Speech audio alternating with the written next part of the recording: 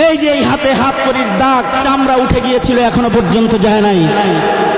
যারা এই হাতে মাসের পর মাস হসপিটালের বেডের ভেতরে হাতকড়ি, পুরানো হাতকড়ি লাগায় গায়ের চামড়া উঠে ফেলেছিল, আজকে তাদের বাধা গরু ছাগলের রশি তাদের গলায় দেখা যায়, তাদের মাজায় দেখা যায়।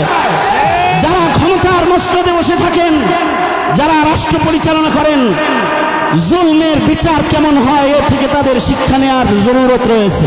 দিয়েছি তো রক্ত, আরো দেব রক্ত, রক্তের বন্যায় ভেসে যাবে অন্যায়, সেই স্লোগান বাস্তবতায় এসেছে।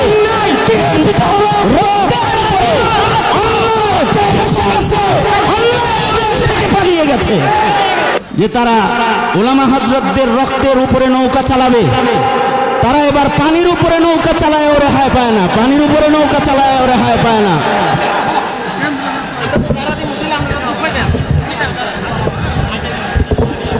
আলহামদুলিল্লাহ, আলহামদুলিল্লাহ ওয়া কাফা ওয়া সালামুন আলা ইবাদিহিল্লাযীনা ইসতাফা, আম্মা বাদ।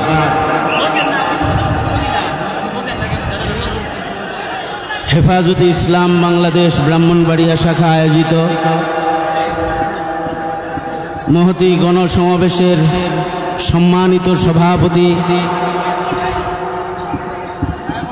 এই গণসমাবেশের শান্তি সমাবেশের সম্মানিত আহ্বায়ক, হেফাজতে ইসলাম বাংলাদেশের সংগ্রামী মহাসচিব শেখ আল্লামা সাজিদুর রহমান দামাত বরকাতুহুম, উপস্থিত হেফাজতে ইসলাম বাংলাদেশের কেন্দ্রীয় স্থানীয় উলামায়ে কেরাম, সম্মুখপানে সমবেত সংগ্রামী সুধী,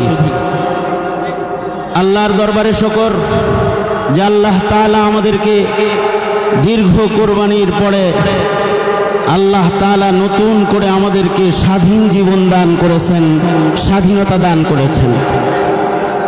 দীর্ঘ সময় পর্যন্ত জালিমের জুলমের জিন্দানখানায় উলামায়ে কেরাম বন্দী ছিলেন।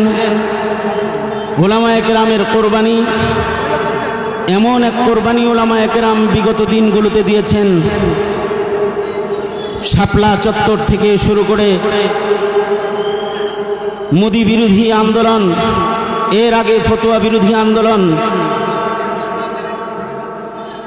শাহবাগীদের নাস্তিক মুরতাদের মোকাবেলায় উলামায়ে কেরামের কোরবানির আন্দোলন, মোদি বিরোধী আন্দোলন, সর্বশেষ জালেমের তখ্ত তাওস তছনছ করার সংগ্রামী আন্দোলন, যেটা ছাত্র জনতা করেছে। এ পর্যন্ত উলামা হযরতদের সর্বোচ্চ কোরবানি রয়েছে। উলামায়ে কেরামের রক্তের উপরে জালিমের এ শাসন প্রতিষ্ঠা করার জন্য যারা স্বপ্ন দেখেছিল যে তারা উলামা হযরতদের রক্তের উপরে নৌকা চালাবে, তারা এবার পানির উপরে নৌকা চালায় ও রেহাই পায় না, পানির উপরে নৌকা চালায় ও রেহাই পায় না। সেই মুফতি আমিনী রহমাতুল্লাহি আলাইহির সংগ্রামী আন্দোলন থেকে শুরু করে এ পর্যন্ত ব্রাহ্মণবাড়িয়ার কোরবানি সর্বোচ্চ। মোদি বিরোধী আন্দোলনে সর্বোচ্চ শহীদের সংখ্যা ব্রাহ্মণবাড়িয়ার শহীদ বাড়িয়ার সৈনিকেরা তাদের রক্ত দিয়েছে। খুব মনে পড়ে শেখুল হাদিস আল্লামা আজিজুল হক রহমাতুল্লাহি আলাইহির একটি কথা, সেটা হলো তিনি বলতেন, ইসলাম এমন একটা বৃক্ষের নাম যে বৃক্ষের গোড়ায় পানি নয়, গায়ের তাজা রক্ত ঢালতে হয়। আর খুব স্মরণ পড়ে ব্রাহ্মণবাড়িয়ার সেই স্লোগানগুলোর কথা, যখন ব্রাহ্মণবাড়িয়ার মধ্যে মুজাহিদারা স্লোগান দিত, দিয়েছি তো রক্ত, আরো দেব রক্ত, রক্তের বন্যায় ভেসে যাবে অন্যায়, সেই স্লোগান বাস্তবতায় এসেছে।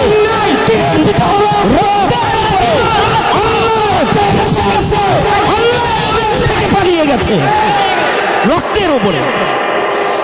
স্মরণ, এগুলো এখন শুধু স্মরণ করার বিষয়। আজকে শুকর আদায় করার বিষয় হলো এখানে এটা, এই যে এই হাতে হাত করির দাগ, চামড়া উঠে গিয়েছিল, এখনো পর্যন্ত যায় নাই। যারা এই হাতে মাসের পর মাস হসপিটালের বেডের ভেতরে হাতকড়ি, পুরানো হাতকড়ি লাগায় গায়ের চামড়া উঠে ফেলেছিল, আজকে তাদের হাতে রশিদ বাঁধা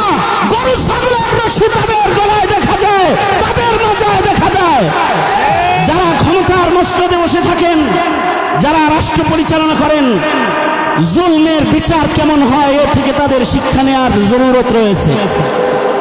আমি এই সময়ে হেফাজতে ইসলাম বাংলাদেশ তথা মর্দে মুমিন মুসলমানদেরকে বলবো যে আপনাদের সংগ্রাম, আপনাদের কুরবানির বদৌলতে যে স্বাধীনতা অর্জন করেছে, এগুলোকে রক্ষা করার জন্য সর্বোচ্চ কুরবানি দেওয়ার জন্য প্রস্তুত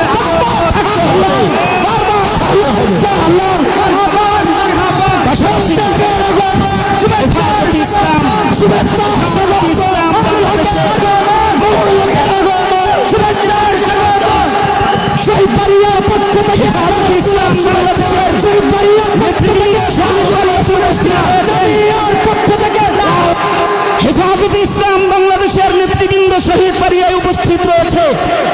হেফাজত নেতৃবৃন্দের কাছে এই সমাবেত গণসমাবেশের সংগ্রামী মুজাহিদদের পক্ষ থেকে আহ্বান জানাবো, এতদিন ছিল আমাদের রক্ত দেওয়ার পালা, এখন আমরা চাই আমাদের রক্তের বিচার আদায়ের